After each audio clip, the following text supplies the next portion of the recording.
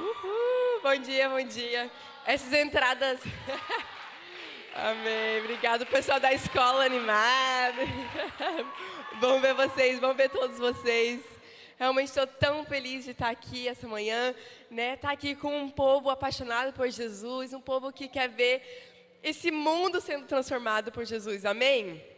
Mas que bom que começa com a gente, né? Começa com a palavra nos transformando, nos lavando.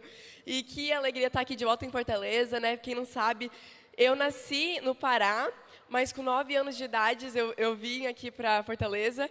E dos 9 até os 18 eu morei aqui. Então, se você perguntar das minhas memórias mais nostálgicas e assim, o miolo da minha vida, parece que foi aqui em Fortaleza, sabe? Eu tenho memórias tão boas. Eu lembro de encontros com Deus que eu tive aqui, amizades tão especiais que eu fiz aqui. E essa igreja faz uma parte gigantesca de toda a minha história e eu sou tão grata, né, assim, tão honrada de estar aqui hoje de manhã compartilhando a palavra de Deus. Se você tiver com sua Bíblia, você pode abrir em Êxodo 1. Vocês estão empolgados? Todo mundo tomou café da manhã hoje, está sentindo ligado?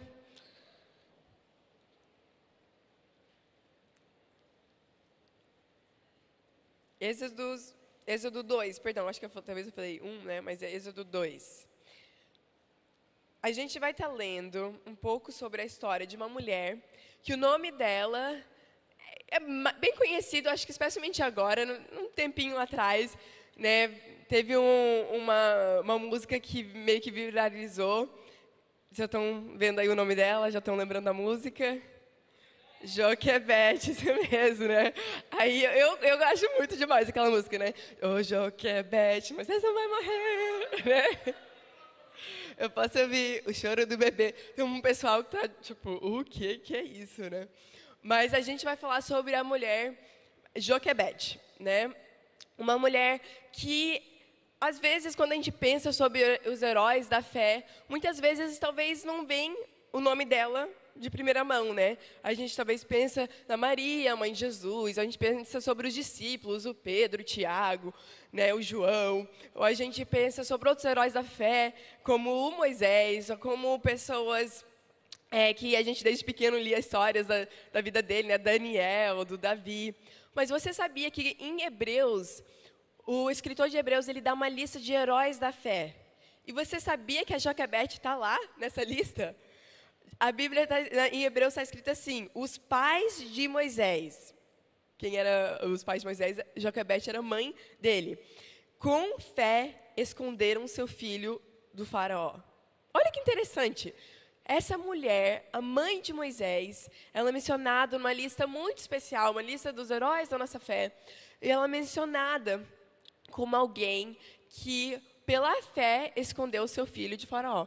E é muito interessante. Vamos ler um pouquinho essa história dessa mulher, aqui em Êxodos 2. Diz assim: um homem da casa de Levi casou com uma mulher da mesma tribo. E só para contextualizar um pouquinho, né, a Joquebede era uma mulher que vivia nos tempos de escravatura do povo de Israel debaixo do faraó no Egito. Tá? Então, isso é depois de Abraão, e depois de José do Egito, mas antes do Davi e de Moisés, porque, né, ela é mãe de Moisés, então tinha que ser antes. Então, bem pouquinho, bem antes de Moisés. Então, ela é uma mulher debaixo de um jugo de escravatura, morando no Egito. A mulher ficou grávida e deu à luz um filho.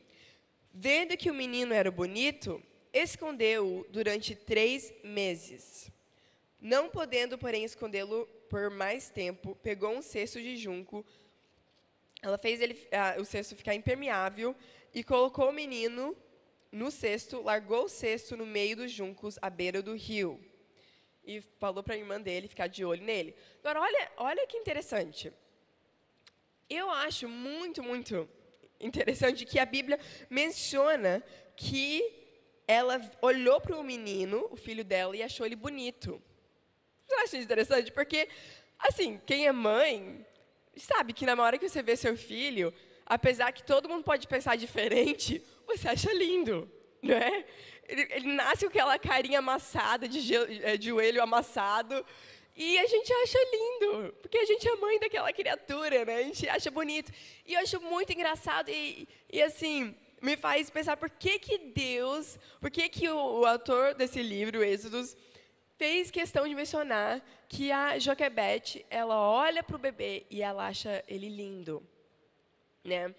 E eu comecei a pensar, a imaginar, me colocar no lugar dela. E eu pensei, meu Deus, se eu fosse a Joquebede e eu soubesse que o faraó, porque nessa época o faraó, né, lá no Egito, ele começou a ter medo do povo de Israel, porque eles estavam crescendo muito em número, né, nos versículos anteriores conta isso, que eles começaram a crescer muito em número. E o faraó ficou com medo dos escravos fazerem uma revolução e matarem os egípcios e tomar conta. Então, ele fez um decreto que todo menino hebreu, todo menino judeu fosse morto. Então, menino que fosse nascido a partir daquele momento, até tanto tempo. Então, qualquer mulher grávida durante esse tempo, eu imagino que ela ficava torcendo muito que não ia dar luz a um menino. Né? Não tinha ultrassom naquela época, eles só descobriam na hora. Então, eu imagino o coração da Joquebede, eu imagino que ela estava grávida e ela pensando, meu Deus, eu não quero dar luz a um menino, eu não quero parir um menino, eu quero uma menina, porque se for um menino, pela lei ele vai ter que ser morto. Pela lei, os soldados vão vir e tomar ele de mim. E aí ela dá luz, e a Bíblia diz que ela olha para o menino e ela acha ele bonito. E eu comecei a pensar nas coisas que Deus nos confiou e que, às vezes, na nossa vida, a gente pode pensar, é um problema. Porque a Joquebede podia ter olhado para o Moisés, o bebê dela, e falado assim, que problema, que desgraça, meu sofrimento, eu vou ter que ver esse menino ser morto. Ela poderia bem, com uma certa lógica de razão. Mas eu acredito que ela entendeu que ele era um presente de Deus para ela. Ele era algo que Deus estava confiando para ela, e ela olhou para aquilo com beleza. Agora, essa mensagem não é sobre como a gente deveria olhar nossos filhos com olhos bondosos, com beleza, apesar disso ser bíblico também. Mas eu quero te encorajar em pensar, o que Deus tem te entregado? O que Deus já te deu? E eu quero encorajar a gente a começar a olhar as coisas que Deus nos deu, como a Joquebede olhou Moisés, e ver aquilo como um presente, algo belo, algo bonito. E a gente pode falar sobre coisas bem filosóficas, né? Deus te colocou nesse tempo da história, então olha para esse momento da história e vê a beleza na história. Sim, mas hoje eu quero focar em 3 coisas que todos nós nessa sala temos em comum, que Deus nos deu, e que eu acredito com todo o meu coração, e eu acredito que a Bíblia respalda isso, que é para a gente olhar para essas coisas que Deus nos entregou e enxergar a beleza nisso. A primeira coisa é o nosso espírito. Vira para a pessoa do seu lado e fala assim, você tem espírito. Deus te deu um espírito, uma alma, uma pessoa interior. Sabe, quem você é. Os seus pensamentos, o jeito que você gosta das coisas, os seus pensamentos, a sua pessoa que as outras não veem, sua pessoa interior, Deus entregou a responsabilidade do cuidado de você mesmo para você mesmo, né? Bem filosófico. Mas você é responsável por si mesmo. Eu acho que antes da gente começar a olhar em volta, a gente tem que começar a entender, Deus me fez. E enxergar a beleza nisso. Às vezes as pessoas podem falar, mas eu não gosto de quem eu sou. Eu não gosto de como eu sou. Eu me irrito comigo mesmo. Né? Mas, como a Joquebede poderia ter ficado frustrado que ela tinha recebido Moisés. Mas ela escolheu olhar e ela enxergou beleza naquilo. Quero te encorajar, enxerga a beleza em quem Deus te fez ser. Sabe, em Salmos 139:13 diz assim, tu criaste o íntimo do meu ser e me teceste no ventre da minha mãe.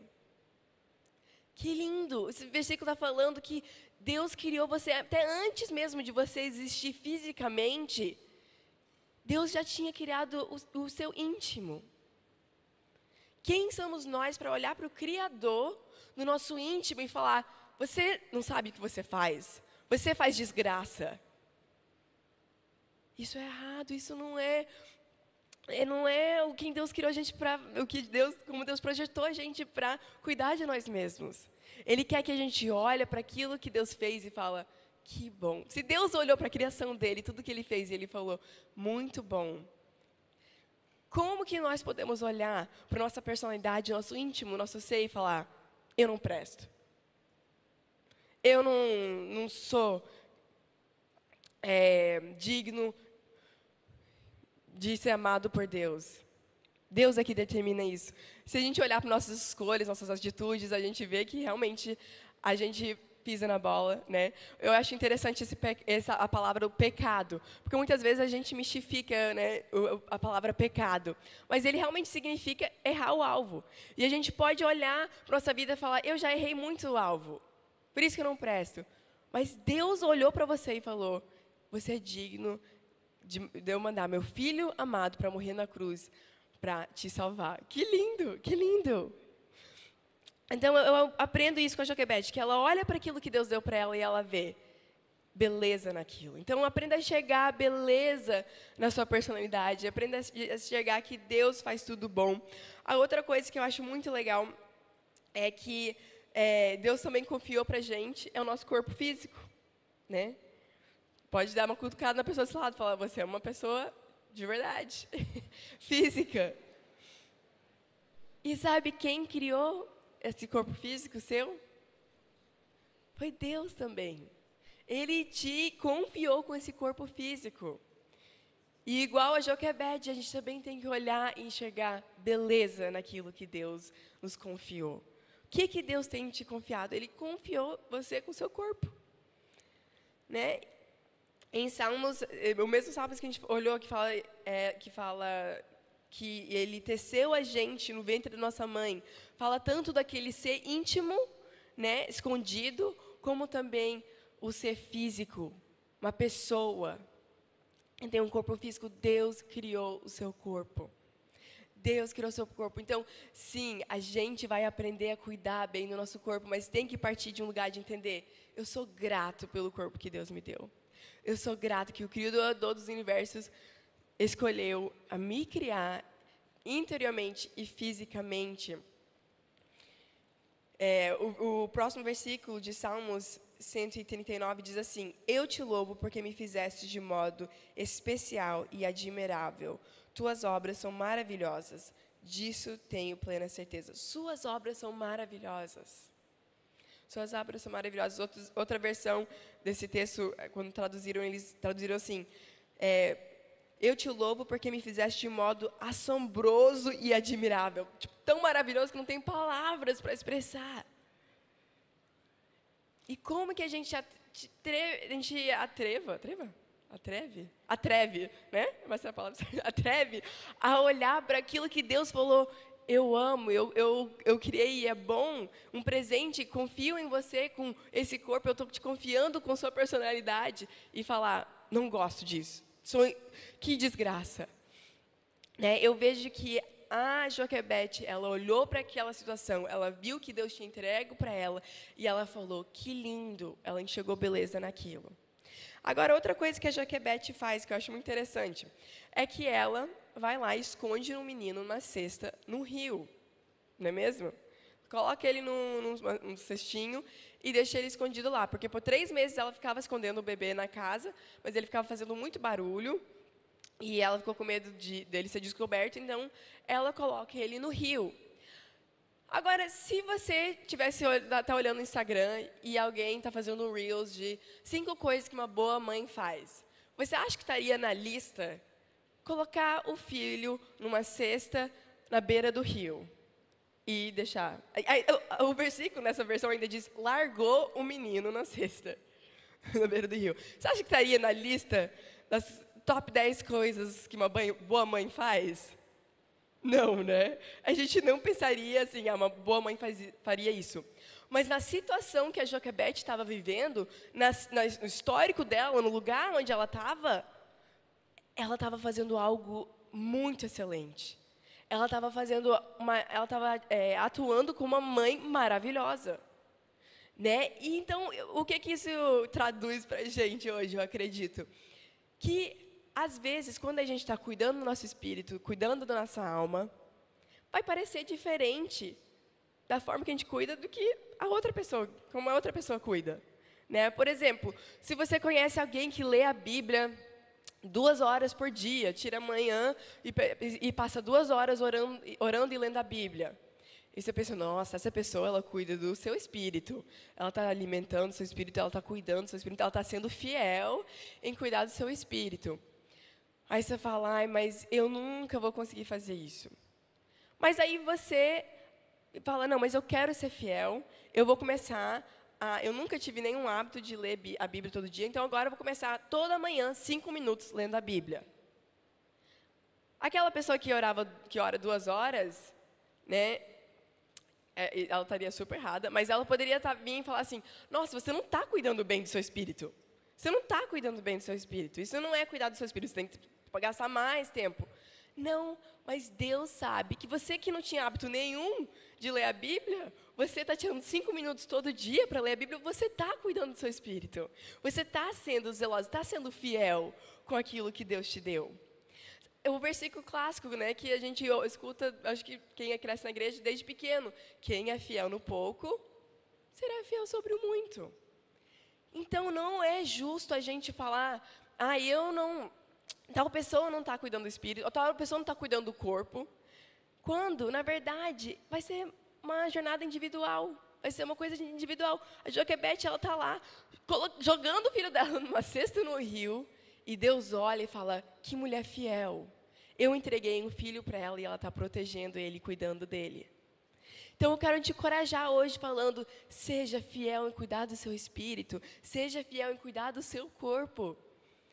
E não precisa ficar estressado achando que vai parecer de alguma certa forma. Imagina se a Joquebede olhasse para as mães de hoje e falasse, meu Deus, eles precisam usar repelente se forem do lado do rio. Né? Que mãe horrível que eu fui, que eu deixei meu bebê no lado do rio e sem repelente. Meu Deus, as mães aqui hoje nunca deixariam uma criança no lado do rio com a irmã de tocaia lá, só observando. Eu sou uma mãe tão horrível. Não. Ela fez o melhor dela, da situação dela. E é isso que Deus chama a gente para fazer. O nosso melhor na situação que a gente está. Que lindo, né? Que lindo que Deus, Ele é assim, Ele conhece a gente tão intrinsecamente, Ele sabe o nosso histórico, Ele sabe o que aconteceu na nossa vida, Ele entende a gente. E Ele está olhando, procurando corações que são fiéis. E eu estava pensando até sobre essa palavra fiel, né? Também, porque às vezes a gente pensa, né, eu tenho fé em Jesus, eu tenho fé para caminhar com Cristo. E a gente imagina a fé como um glitterzinho que segue a gente, sabe? É algo místico, é um sentimento muito forte. Eu tenho fé porque eu sei que eu acredito lá no meu interior. É um sentimento muito forte, apaixonado. Mas você sabe como a Bíblia demonstra fé? Até nessa lista dos heróis da fé, se você for ler, diz assim, fulano de tal, um herói da fé, fez isso. Até quando fala sobre os pais de Moisés, usa isso, e fala assim, os pais de Moisés, com fé, esconderam seu filho de Faraó.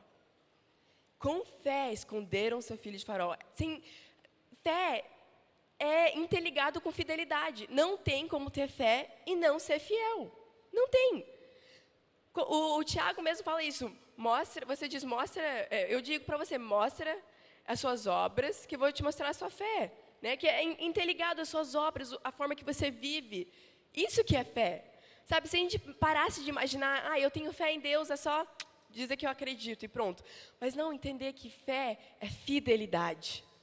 É fidelidade. Ser fiel com aquele pouquinho. Ser fiel com aquilo que a gente tem. Ser fiel com o Espírito que Deus te deu, a sua personalidade, quem você é. Seja fiel com isso, entenda, é minha responsabilidade. Me despir dos meus maus hábitos, dos meus caminhos que me machucam, que machucam os outros. Porque isso é fidelidade em Deus. Entendeu? O meu corpo é templo do Espírito Santo, eu vou cuidar do meu corpo. E, de novo, você não precisa falar, eu estou totalmente errada, eu preciso morrer para recomeçar. Não, entenda que é fidelidade com o que você tem. Você consegue cortar só açúcar 3 dias da semana, então faz isso. Corta só isso. Depois, quando você vê que está sendo fiel com isso, corta mais. Ó, faz um plano na academia, eu só consigo ir uma vez no mês. Então, faz aquilo. Seja fiel com o que Deus te deu. Fidelidade, Deus está atrás da nossa fidelidade e não nossa performance. Sabe, tem gente que pode parecer que está fazendo tudo de lindo, tudo de bom. Quando o profeta Samuel foi procurar um rei, Deus tinha direcionado ele para ir para a família de Jessé, que era a família onde o Davi depois fazia parte. E o Samuel chega lá e ele vê os outros irmãos. E ele vê os irmãos fortes. Ele vê uns irmãos altos. Então, coisas que talvez os irmãos não conseguiam controlar, que eles eram altos, né? Uma coisa que eles nasceram assim. E Samuel já acha isso interessante, alguma coisa boa para ser rei, ser alto. Aí ele vê que eles são fortes, então ele pensa, esses homens são trabalhadores, né? Talvez eles vão para a academia um pouquinho. Não sei, aí ele se admira pelos irmãos de Davi. E Deus fala para Samuel, não é eles. Porque Deus não olha como o homem olha. Deus não olha como o homem olha. Deus nem falou assim, olha, Deus não olha só a aparência da casca de fora. Não, ele fala assim, Deus não olha como o homem olha. Glória a Deus por isso, né? Mas sim, ele olha, eu vou ler o versículo, 1 Samuel. O Senhor não vê como vê o homem, pois o homem vê o que está diante dos olhos. Porém, o Senhor olha para o coração. Olha que lindo, olha que lindo. Não é sobre uma performance, não é sobre um número de coisas que você está conseguindo fazer no seu dia, ou que o fulano está fazendo no dia, tem tantas células e tanto isso. Deus não olha o que os homens vê, Ele olha o coração. Ele está olhando a nossa fidelidade, nossa pessoa interior, Ele sabe o nosso histórico, Ele sabe de onde a gente veio. Ele quer ver se a gente vai ser fiel. Porque Ele está louco para depositar mais para a gente. Que especial que Deus não fala assim, só seja fiel com o que você tem e pronto. Não, Ele quer que a gente seja fiel com o que a gente tem, para Ele confiar mais coisas a gente. Que lindo, que Pai maravilhoso que a gente tem. Efésios 1 diz assim, porquanto Deus nos escolheu nele, antes da criação do mundo, para sermos santos e irrepreensíveis em sua presença. E em seu amor, vamos parar só eu ver esse versículo de novo, porque olha que lindo que diz assim, Deus nos escolheu nele antes da criação do mundo. Então isso quer dizer, antes de você existir fisicamente, com seu nome, com sua parentesca, Deus já tinha criado você. Você já é especial, mesmo antes de você existir. Que lindo, que lindo. Para sermos santos e irrepreensíveis em sua presença, e em seu amor nos predestinou para sermos adotados como filhos por intermédio de Jesus Cristo, segundo a benevolência da sua vontade. Deus tem uma vontade, benevolência boa, para o louvor da glória da sua graça, a qual nos deu gratuitamente no amado. Ele é tão rico em graça que comprou nossa liberdade com o sangue do seu Filho e perdoou nossos pecados.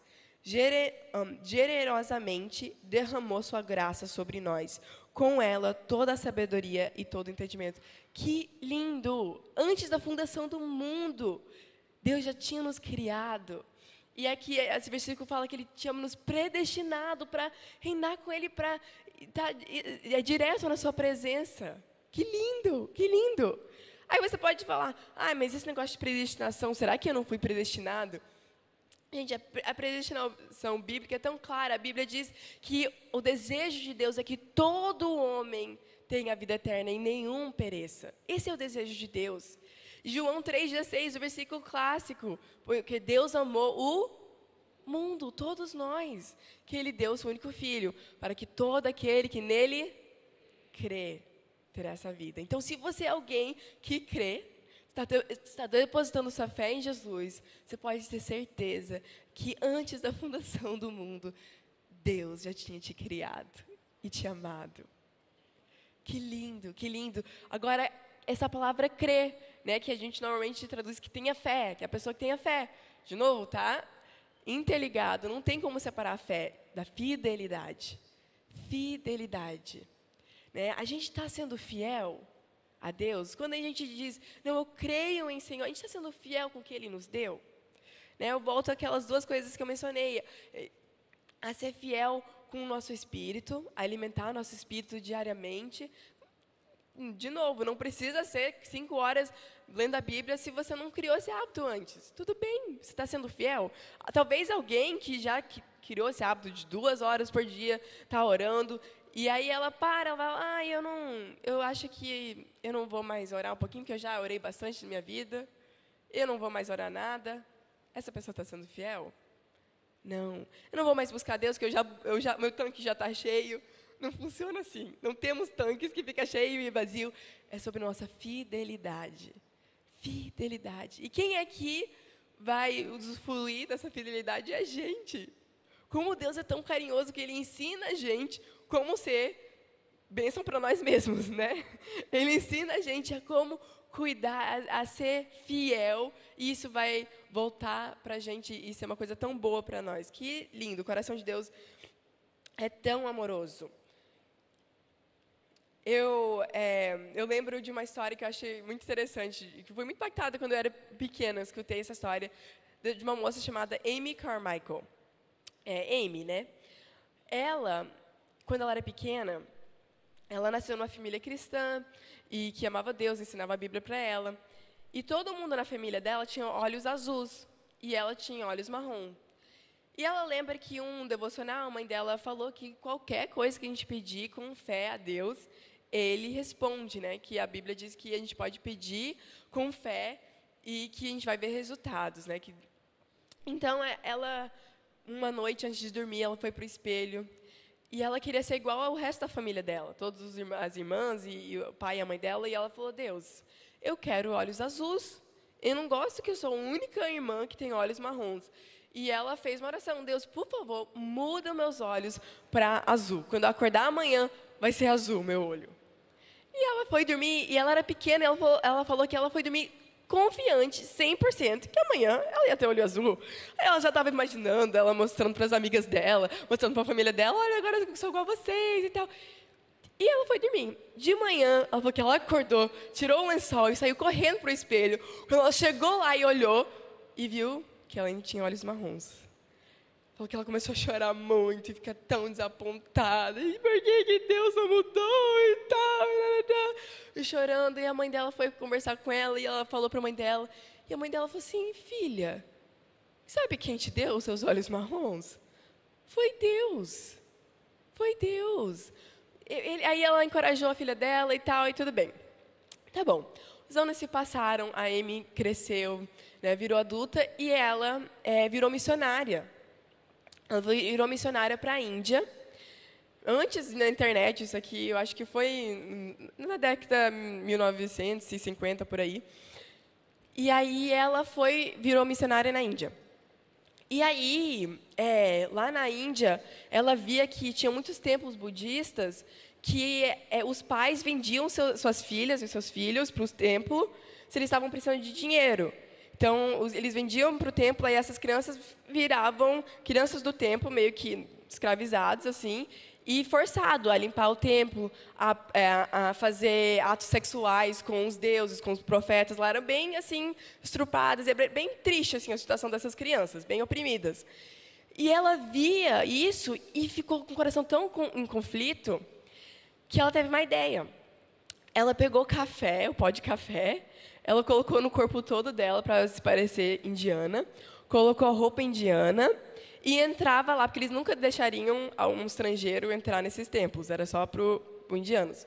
E ela entrou lá disfarçada de indiana e ela pegava as crianças escondidas, colocava debaixo do vestido dela, um por um, normalmente pegava um e ia para a casa dela.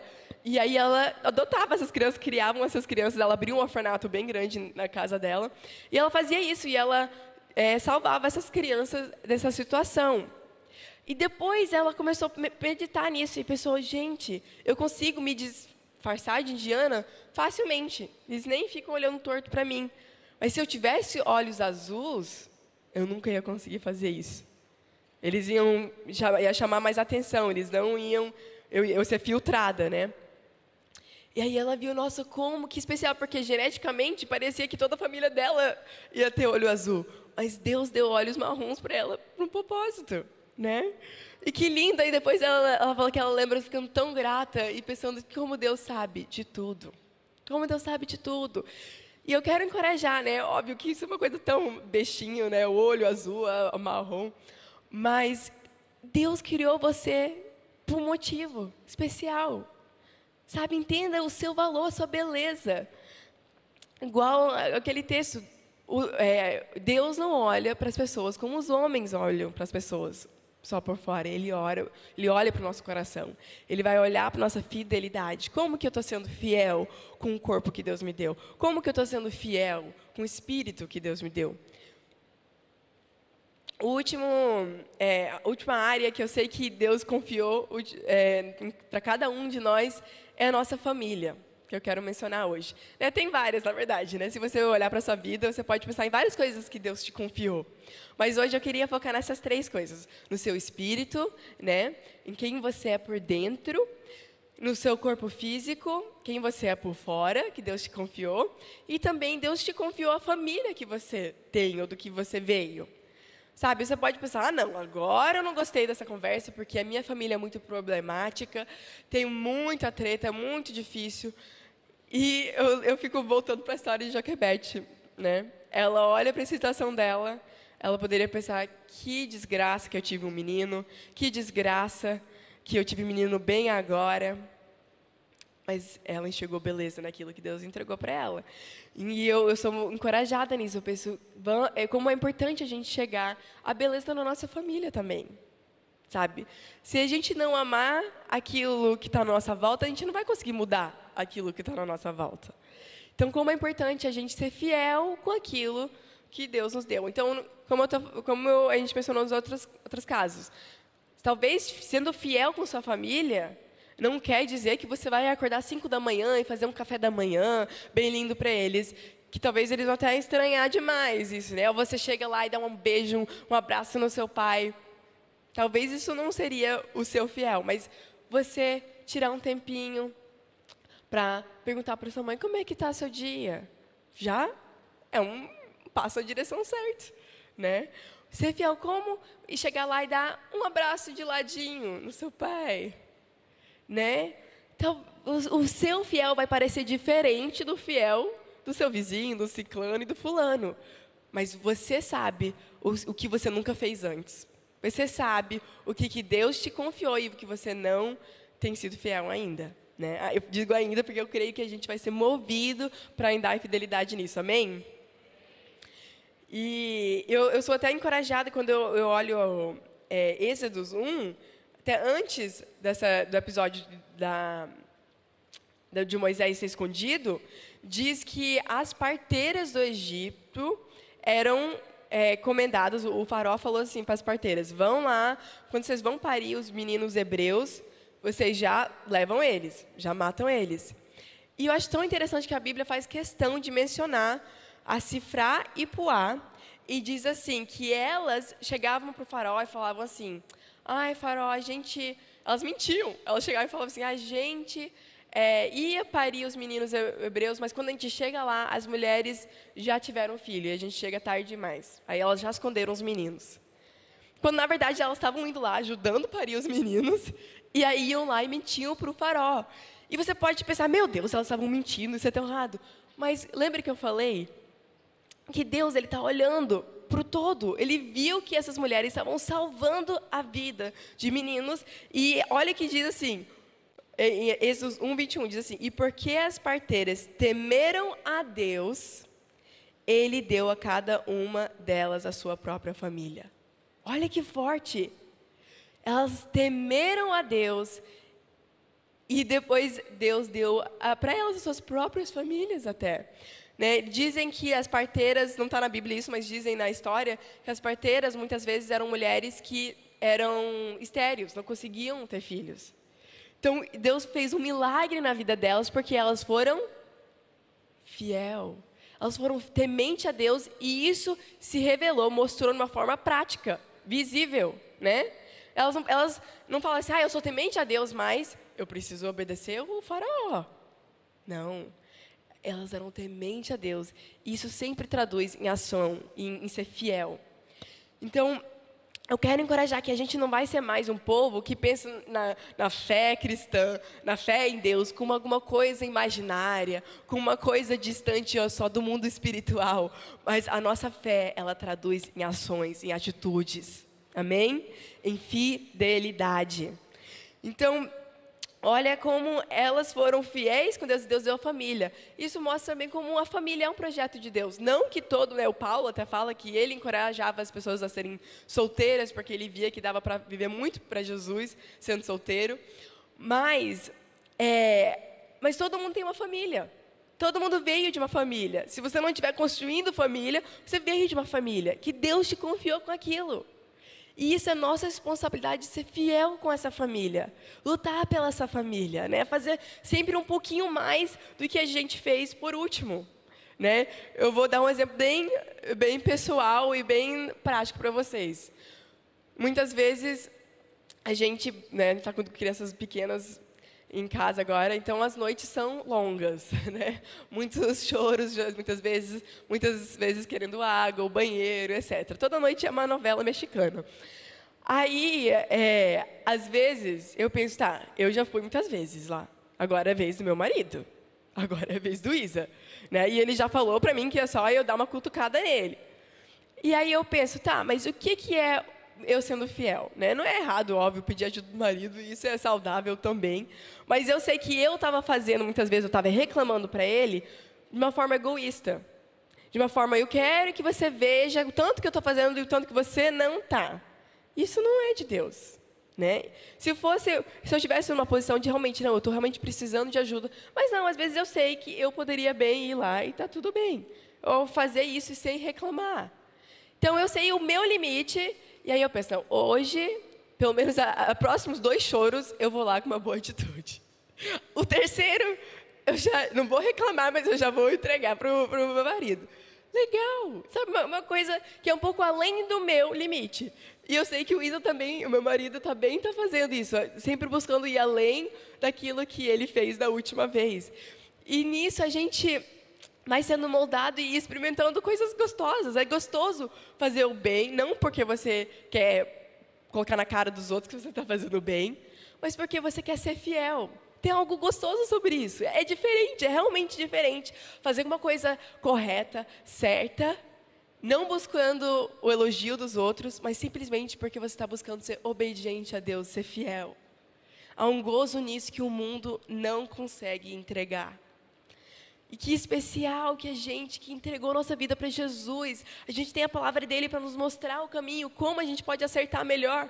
Eu mencionei como o pecado não é uma palavra mística, que se você fez alguma coisa errada, agora tem um adesivo que está sugando e está preso no seu corpo. Não, simplesmente você errou o alvo que Deus tem. E a gente que colhe as consequências de quando a gente erra o alvo, né? A palavra pecado, no grego, como o Novo Testamento foi escrito no grego, não existia essa palavra como a gente conhece de pecado, que é usado basicamente somente entre crentes, né? Entre crentes. Mas era uma palavra usada para errar o alvo. Quando alguém ia jogar futebol e jogar a bola para dentro da cesta, e errasse, errou o alvo. Se alguém fosse o gol, né? Eu falei a cesta, misturei. Jogasse e errasse o gol, e seria errar o alvo. Se você fizer uma bolinha de papel e vai jogar no lixo, e você erra, o papel não entra no lixo, você errou o alvo, você pecou. Tá? Então, acho que isso é saudável para a gente, é tão edificante para a gente, quando a gente começa a entender, não, pecado é errar o alvo que Deus tem para mim.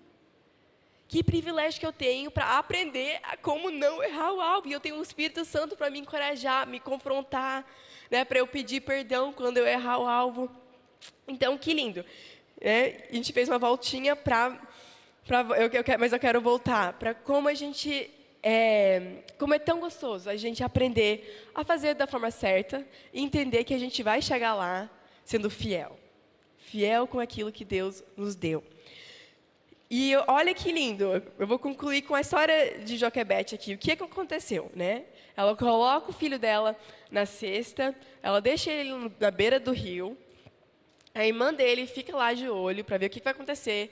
E eu não sei o que aconteceu, se a Miriam, a irmã do Moisés, ela ficou distraída, né? Não sei quantos anos ela tinha. Talvez ela viu uma borboleta, ou ela viu alguma coisa acontecendo, né? Se ela era já adolescente, talvez ela viu algum menino bonito para lá do rio.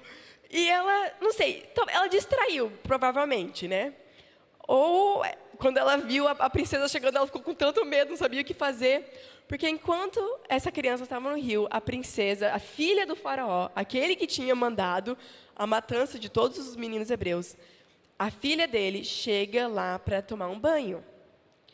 E a Bíblia diz que ela vê a cesta, ela fala para as servas dela pegarem a cesta, e que ela abre a cesta e o menino estava chorando, e ela sente compaixão por ele. Gente, olha que incrível. A Miriam, na hora que ela vê a princesa pegando o irmãozinho dela, ela deve ter pensado, pronto. Ela vai falar, manda esse hebreu lá com os outros, estão sendo mortos. Né? Olha o que eu encontrei aqui, que lixo. Mas, ela, em vez disso, ela olha e ela sente compaixão por ele. Não era se fosse um filme, seria aquele momento de plot twist, de surpresa, assim, aquele momento que te surpreende. Porque não era natural para a filha do homem que matou, ela poderia pensar, se eu tentar salvar esse menino, meu pai vai querer minha cabeça. Né? A gente não sabe como é que era a relação deles, eu só sei que a Bíblia diz que quando ela olha para o menino, ela sente compaixão. E eu penso como a Joquebede, os pais de Moisés, foram fiel com aquilo que Deus deu para eles.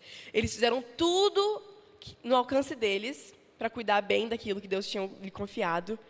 Fizeram tudo no seu poder. E Deus fez tudo que só Ele podia fazer. Quando a gente faz tudo que a gente pode fazer, a gente é fiel no que a gente tem, Deus faz aquilo que só Ele pode fazer. A Joquebede não tinha controle sobre as decisões da filha de Faraó. Ela não tinha controle, o que acontecia até com a cesta lá no rio. Mas ela foi fiel com o que ela podia fazer, aquilo que estava no alcance dela. Enquanto Deus age com milagres, Deus vai fazendo aquilo que só Ele pode fazer.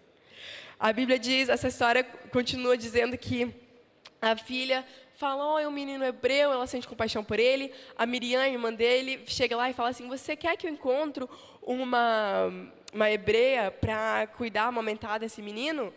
E diz assim, que a princesa fala assim, a filha de Faraó respondeu, vá.